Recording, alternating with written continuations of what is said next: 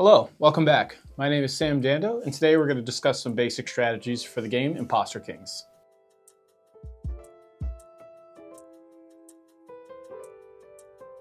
So if you've watched my first video on an introduction to this game, this is going to be the follow-up for that video. So if you haven't seen that, I would recommend go ahead and go back and watch that just to get a generalized understanding of what the game is and how it's going to function.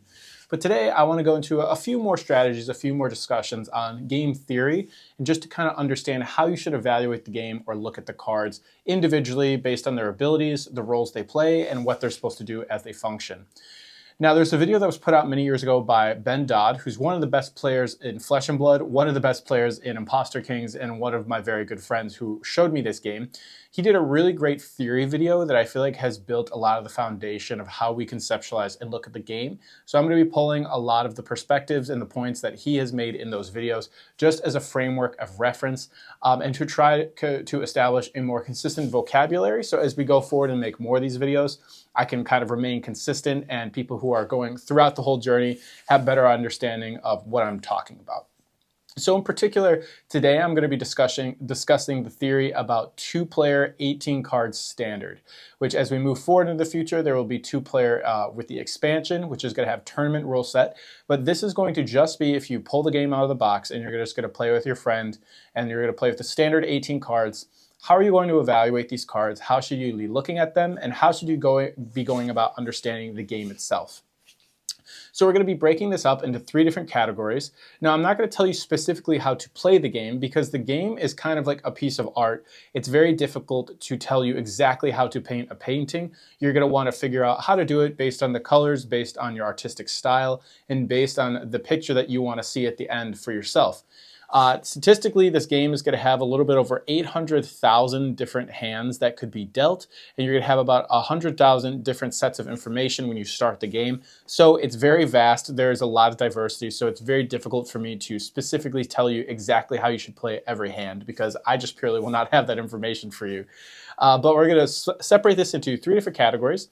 We're going to talk about tempo, we're going to talk about card advantage, we'll talk about threats and answers, and then I'm also going to tell you about some additional strategies or particular combos that you can pull off that are typically going to be showing up throughout the games that you play and ways that you can assess them and how to utilize them based on your hand.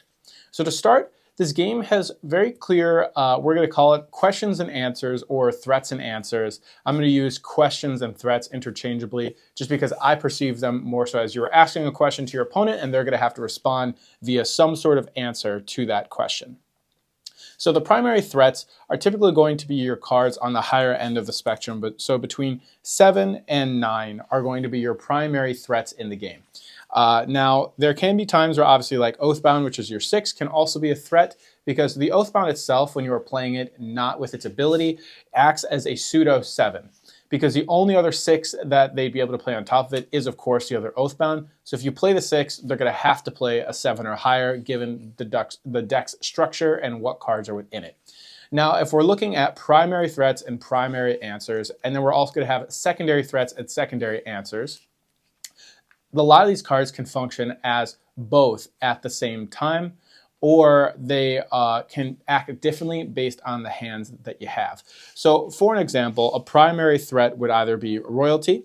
So if I have royalty, this is going to be one of the main questions that my opponent's going to have to answer. How are they going to be able to answer that? It's either going to have to be through the Oathbound, the Elder, or the King's ability itself.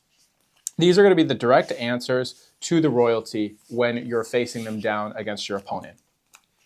Now, if I am going to have the royalty and my opponent is going to have one of these to counter it, now I'm going to have a secondary threat that is going to want to counter these answers. And those are going to be either the Mystic or the Inquisitor, right?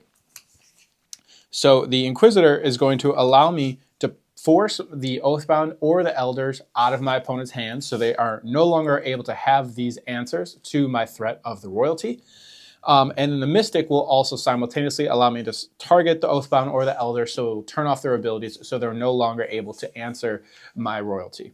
Now, and additionally, the secondary answers that my opponents are going to have to these threats is similarly going to be the same cards, actually, or it's also going to be the King's Hand.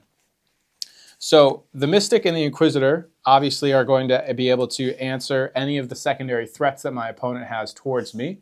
But the Inquisitor and the King's Hand will allow me to target the Mystic. Typically, you don't want to target the Inquisitor, but there are other times where obviously you want to. There's going to be unique opportunities where you could go Inquisitor into Inquisitor to force your opponent to have to call you out immediately. But a lot of times, the Inquisitor is going to be the direct answer and threat that is going to allow you to have to interact a lot with your opponent's hand. We'll get more into that when we start to discuss tempo specifically. But King's Hand is the catch-all counterspell that, depending on the answer that your opponent or the threat that they're going to have, is going to be one of the most clear answers that you will be able to use. Now, sometimes things can change, right? So obviously, as we discussed, the primary threats typically are the bigger numbers, because these are going to be the cards that your opponent is going to have to play over, and they're going to have to answer them via either a card ability or have the direct answer of the other number in their hand in order to play over it or on it. Now, the primary answers in the deck are going to be the Oathbound, all the threes, right? So the Elders, Zealots, and then the Judge can swap itself as an answer card occasionally, because although the Judge has to be played right on a 5 or less, it allows you to bypass one of your opponent's answer cards, or I'm sorry, threat cards. So the Judge, you play it, you're going to call out what your opponent has, and then you can preload your antechamber so that whatever card they play on the Judge, you're immediately going to cover it up. You're going to be able to play it on top of it.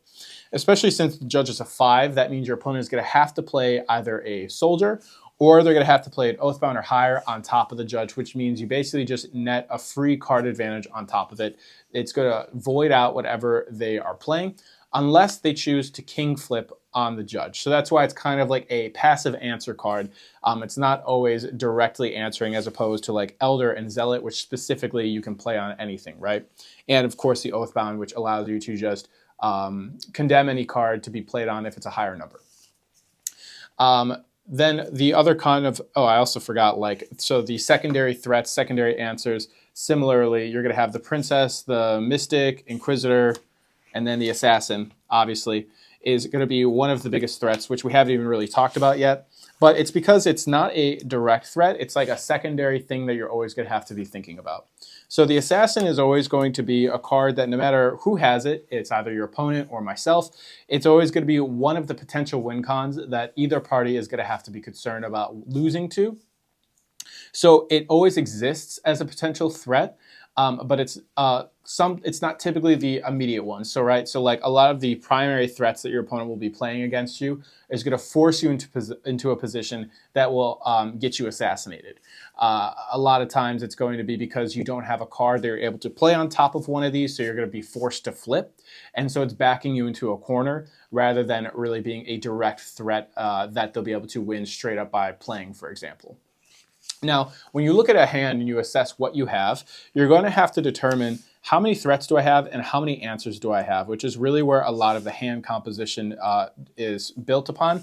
And it's going to be a lot of the times where you're going to have to decide, do I want to mulligan? Do I want to play for a point loss? So depending on how many points I'm going to lose, whether it's going to be 3 points, 2 points, or 1 point, is how you're going to want to assess the hand. Now, losing a hand in Imposter Kings is not the worst thing. You're going to have to expect to lose hands, right? Even in games like chess, you're going to have to sacrifice pieces in order to gain advantage throughout the course of the entire game.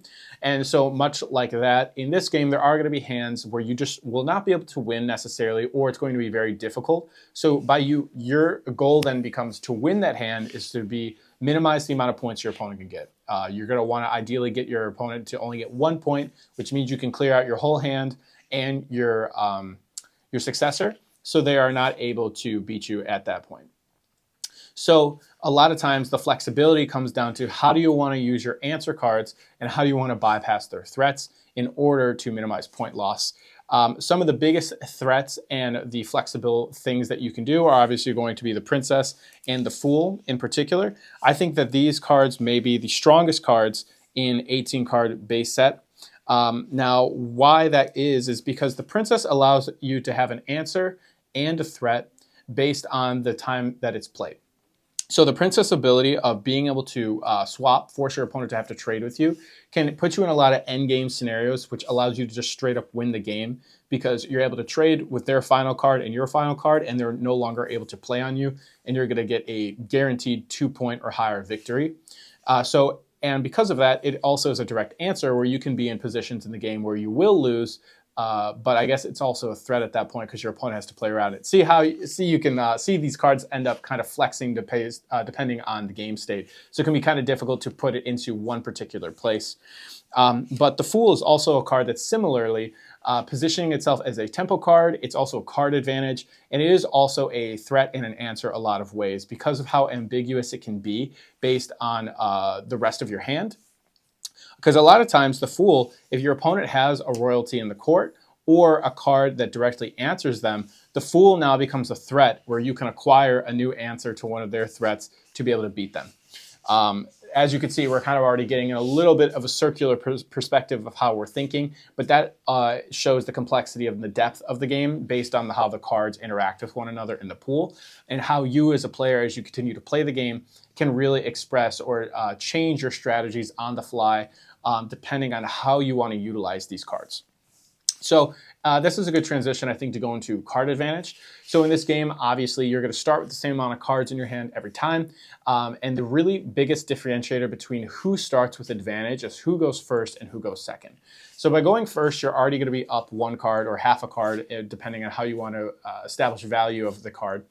So you're already going to be at an advantage purely based on cards. That doesn't mean that you have the advantage of threats, but it just means that if you're going to go and play the game from start to finish and outlast the entirety, you would particularly win because you would be able to play the last card. Now, there's going to be a balance between threat and answers and card advantage. Now, these are two almost separate win conditions that flex between one another depending on what your hand composition is made of. So cards that offer or play with card advantage in particular, it's going to be the obviously the Fool, the Oathbound, the Assassin, and then the King itself. And then obviously going second. So how you can look at these 4 cards here. Obviously, the Fool is an advantage card. So if you're going second and you have the Fool, that means you're definitely going to be up a card. So your opponent all of a sudden has to worry, okay, I know that I'm going to be in a position where I'm going to run out of cards first, so I need to be the aggressor and try to threaten my opponent to a point where they will lose based on just raw number or value, and it won't be because they're going to be able to play their card last. And then you have Oathbound. Now, this card is a very powerful threat and an answer, but it is going to make you go negative on card advantage if you're using its ability. Because if you play the Oathbound, you're immediately going to have to play another card following it, which means you will be down a card. Now, this is a powerful ability. Although you may be down a card in advantage, it can help you answer the threats that your opponent are playing so that you can put yourself in a more advantageous position to corner them and beat them before you run out of cards. So if you're already low on advantage or you are in a position where you will not win by card advantage, going -1 with the Oathbound isn't as detrimental because you're already going to be positioning yourself to win by threatening and answering them. Now, the Assassin is almost like a pseudo minus in terms of, because it's a card that you can't necessarily play. So by holding the Assassin, you're not going to be in a position where you can play it, so you're already down a card, but the threat of it is forcing your opponent into a position where they can lose by king flipping. So you're also stopping them from getting an advantage or by allowing them to access a card with their king flips. That's kind of why it's like a -1/2 +1/2 kind of advantage card. Because although it's very powerful, you are just playing down a card by holding the Assassin in your hand. And then, of course, the King, I believe, is kind of like the only true +1 in the game where you're not expending a card in order to gain a card, and you are just straight up killing a card, which goes into the tempo aspect of the game, which we'll talk on in the 3rd section of this. The King is a very, very important part to game tempo and also card advantage. And so when we are talking about card advantage, you really want to consider, does my hand is it better set up to going second so that I'm up on card advantage and I can outlast my opponent? Or do I have a higher density of threats to where I want to try to push my opponent into a position where they will lose purely because they're unable to play another card? So we're in a very delicate balance between card answers, card threats, and card advantage as a whole. And so these two axes will always be kind of in competition with one another, and you will have to decide how you want to go about the game, which is where we get to the third part here, tempo, which is the important part of deciding how you want to go about card advantage and threats and answers. So if you've played other card games, you know that tempo is really showcasing the pace of who is pacing the game, right? So am I the person who is playing more questions that my opponent has to answer, or am I the person who is going to have to be answering the questions to be on the front foot, whether it be by card advantage or whether it be by positioning myself to not be able to play a card? Now, what makes Imposter Kings a little bit different about tempo is that cards can be played on top of each other if they're the same value, right? So if they're playing an 8 and I have the 8, I can play an 8 on top of it, which means the tempo has shifted to I have advantage now. So it's really inverse on tempo. You kind of want to be the person responding and not being the first person to play your card. So it's kind of like a standoff, right? I want to be working my way up from lowest number to highest, and I don't want to be the first person to play a high number card, because then that will allow my opponent to play on top of it, and then I have to answer the higher cost card that they've played. In particular with the 8s, I think this is a really good example, because something that you'll see a lot at when you first start playing the game, or you start getting a better hold on how to evaluate cards, you will a lot of times have your opponent or yourself will start with the Inquisitor, and you'll call out the King's hand from your opponent.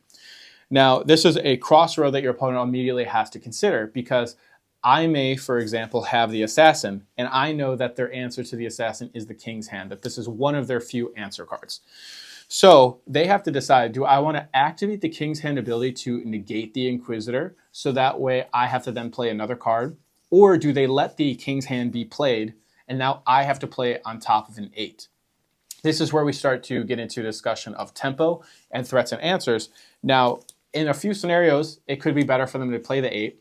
But if I'm also holding the sentry, for example, this would be very tough for them, because if they play their king, I can play the sentry on top of it, and now they have to answer an 8. And immediately there's going to be discrepancy in value, because the few things that they could do to play on top of an 8 would be the Oathbound, or King Flip, or play Royalty, which are all very costly abilities that give up tempo or allow me to position myself to gain turn advantage again. So in essence, Imposter Kings has inverse tempo almost, where you want to be the one responding to what your opponent is doing more than being the person who is instigating number cards. So some of the most significant tempo cards, I would say, are going to be Soldier, and then the Inquisitor, obviously, and then King Flip.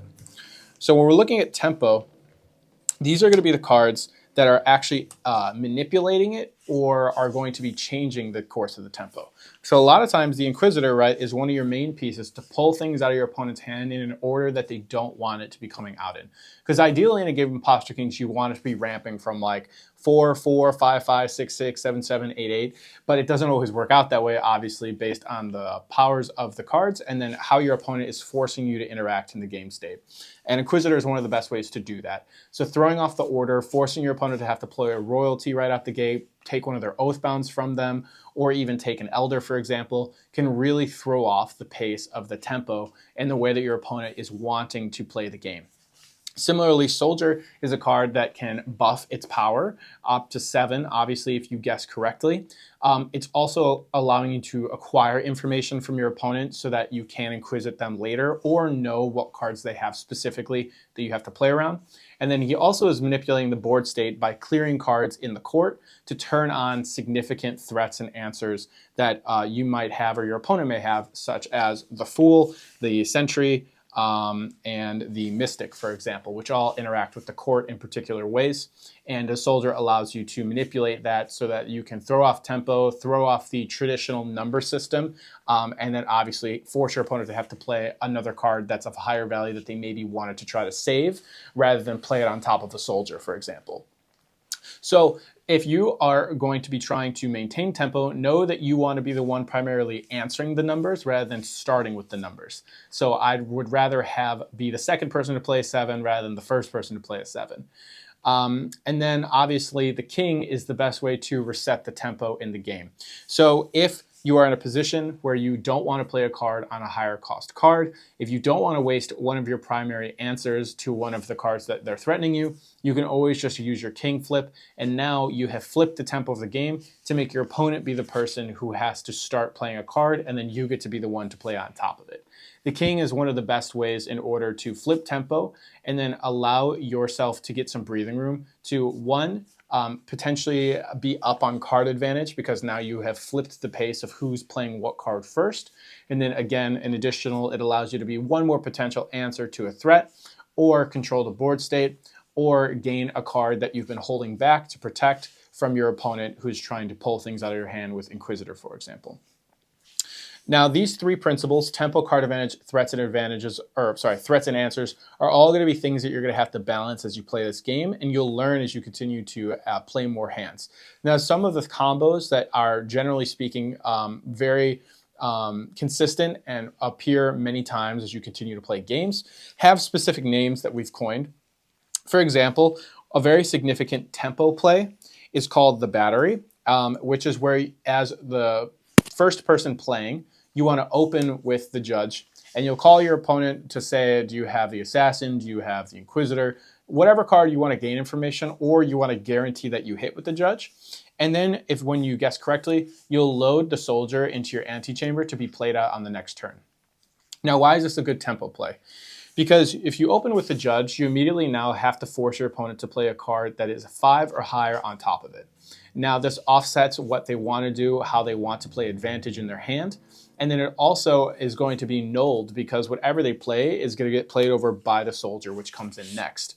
And then the soldier allows you to ask again, which would then become a 7. And again, now your opponent is going to have to waste another one of their cards that they want to play later on top of the soldier. So this is a very aggressive, tempo-oriented line that you can start the game with. The battery, as people have improved and gotten better, have found better ways to play around it, and it's not as effective as it used to be. But as a new player, when you're first looking at a hand and you want to try to be the tempo setter, I'd look to this as being one of your really good lines, especially if you have a hand that's higher in threat density than answer density. So meaning if you have more 7 to 9s, you have a top-heavy hand. This can be a really strong way to get your opponent in a immediately offset position where it can be difficult for them to come back. Now, one of the immediate answers to doing this is your opponent may flip their king on the judge, so they don't have to play anything on it, and then your soldier is going to come in on a blank field, and they basically get to hold a card for card advantage, and they get to, again, reset the tempo to make you have to be the person to instigate using your cards first.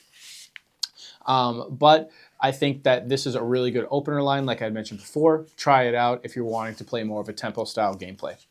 Now, one that is similar to card advantage, I would say, not only card advantage, but a very powerful answer, is the OB sneak, which is where you use your Oathbound to force the fool into the court.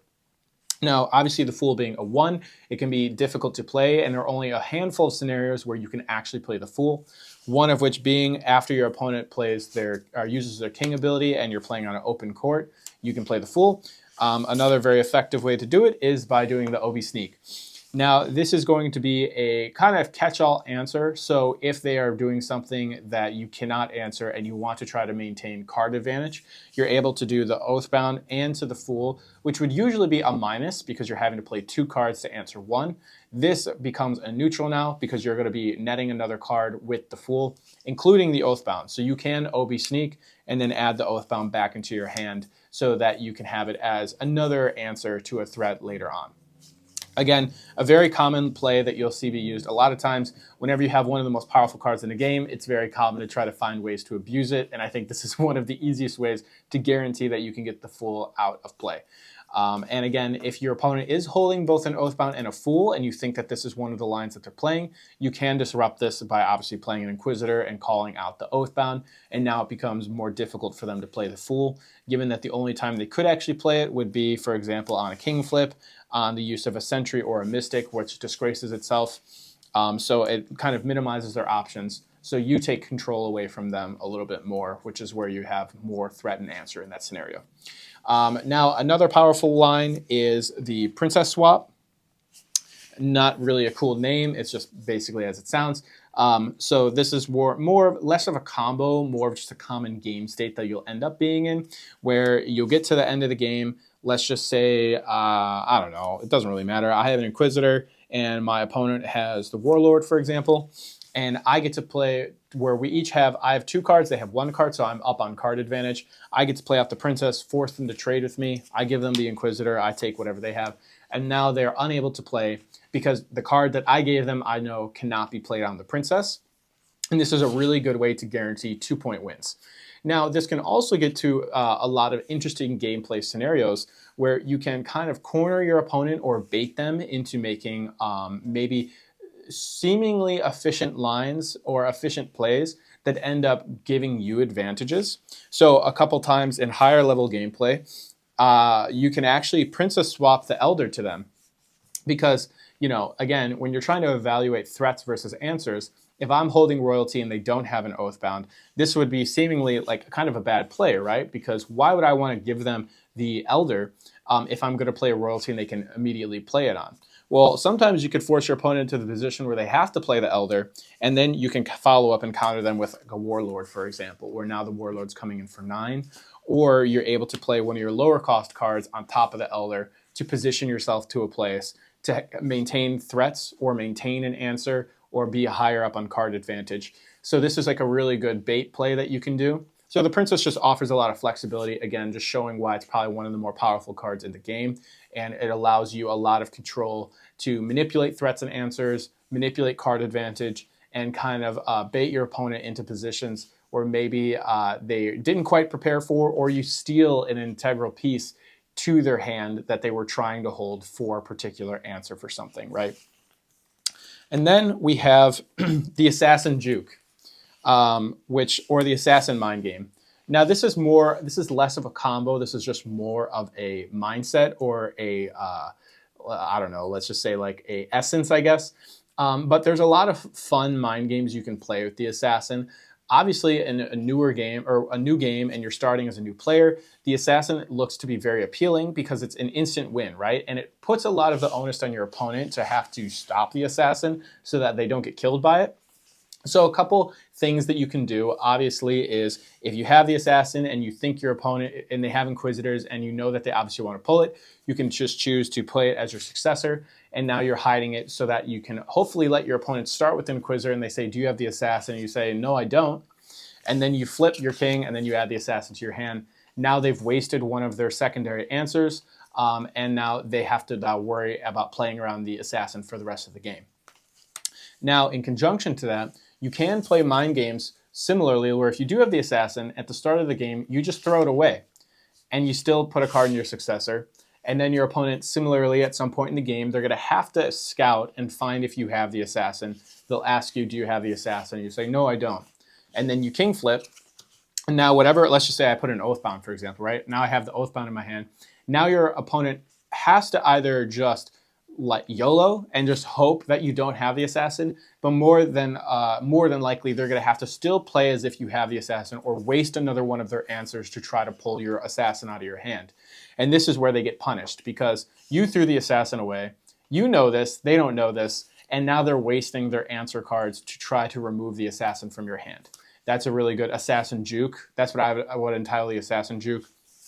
And then we have the my favorite one, the Assassin Bluff. And this is where you, as the person holding the Assassin, either use the Soldier, the Inquisitor, or the Judge to instill doubt in your opponent's mind of where the Assassin is. Because remember, in this game, there's always going to be one card that's face down that's out that me and my opponent do not know what it is.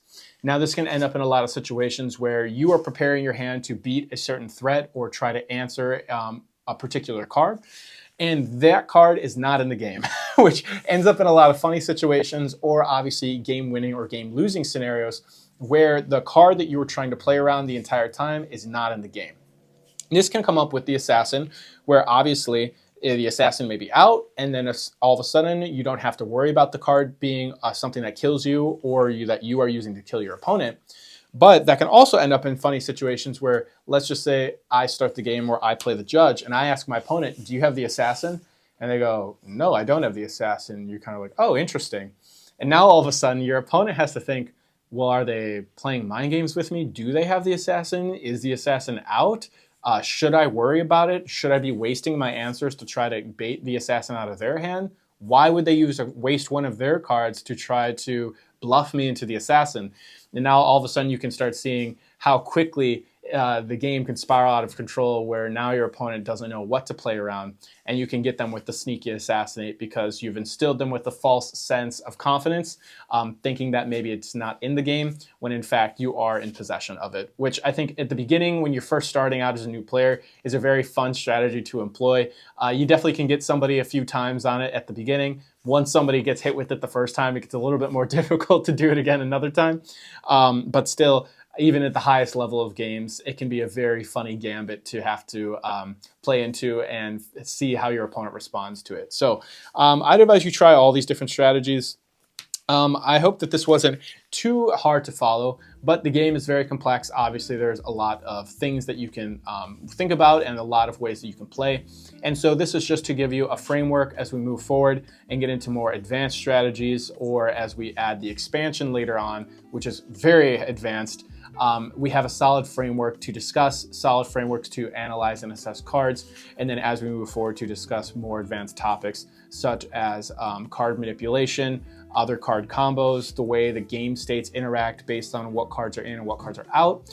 Hopefully we have a strong enough framework that we can build from. So hope you enjoyed this video. Again, please let me know if there's any other questions you have or things you want me to cover as we continue to talk about this game, and I'd be happy to do so. And eventually, if this is popular enough or people have enough interest, I can do the same for 3-player and then obviously 4-player, and then we'll have gameplay as well to support these as we continue to create more content for the game. But otherwise, love you guys. Hope you have a good day. Leave a like, leave a comment, subscribe, and we'll see you in the next video. See ya.